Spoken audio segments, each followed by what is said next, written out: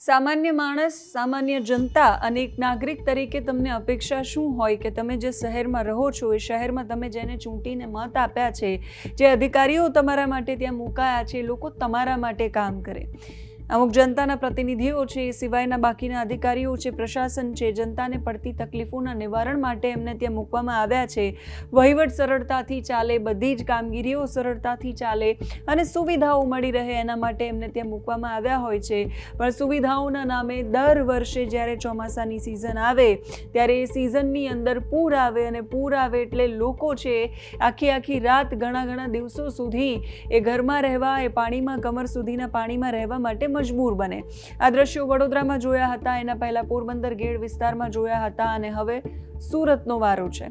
સુરતમાં પણ એ વરસાદ પડ્યો, પ્રથમ વરસાદ, અને પ્રથમ વરસાદની અંદર પૂર જેવી પરિસ્થિતિ ઘણા બધા વિસ્તારોની અંદર થઈ. પ્રશાસનના પાપે એ આ પરિસ્થિતિનો સામનો કરવા માટે લોકો મજબૂર બન્યા. જે જનપ્રતિનિધિઓ છે, જે જનતાની સેવા માટે આવ્યા છે, જનપ્રતિનિધિઓએ આ પરિસ્થિતિને લઈને એક પણ શબ્દ નથી કહ્યો. એ જનપ્રતિનિધિઓની વચ્ચે આમ આદમી પાર્ટીના વિસાવદરના ધારાસભ્ય, નવા ચૂંટાયેલા ધારાસભ્ય સુરતમાં અભિવાદન કરવા માટે પહોંચ્યા, સુરતની જનતાનો આભાર માનવા માટે પહોંચ્યા.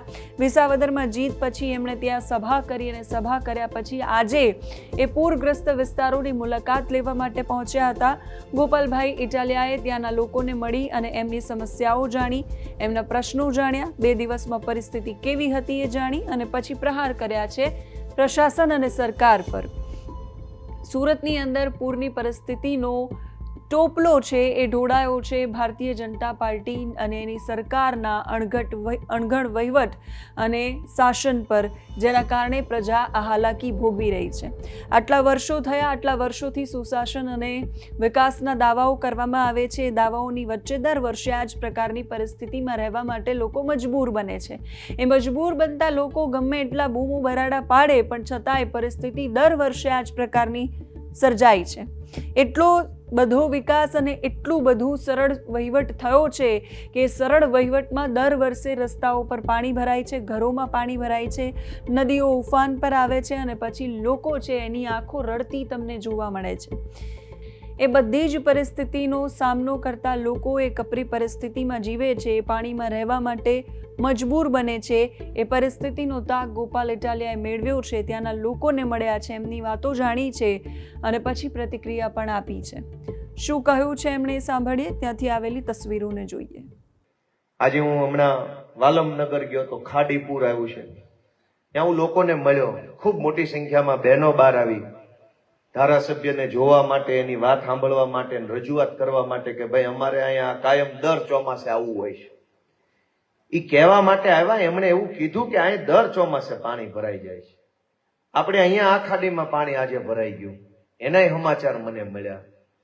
મિત્રો, મને એ પ્રશ્ન થાય છે, નાગરિક તરીકે, જનતા તરીકે આપણી પાસે 2 રસ્તા હંમેશા છે. કાં એવી મહેનત કરો કે પરિસ્થિતિ બદલાઈ જાય, અને બધી મહેનત કર્યા પછી પરિસ્થિતિ ન બદલાય તો એવી મહેનત કરો કે સરકાર બદલાઈ જાય. દર ચોમાસે જો પૂર આવતું હોય, દર ચોમાસે પાણી આવતું હોય, છતાંય પરિસ્થિતિ ન બદલાતી હોય તો ક્યારેક તો સરકાર બદલવાની કોશિશ કરો દોસ્તો.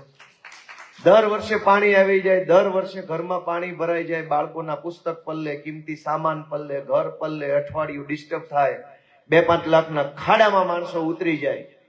એ હાલત ન બદલાતી હોય તો વિચાર બદલો, પરિસ્થિતિ બદલવા માટેથી સરકાર બદલો, એ વિનંતી હું તો બધાને કરું છું દોસ્તો.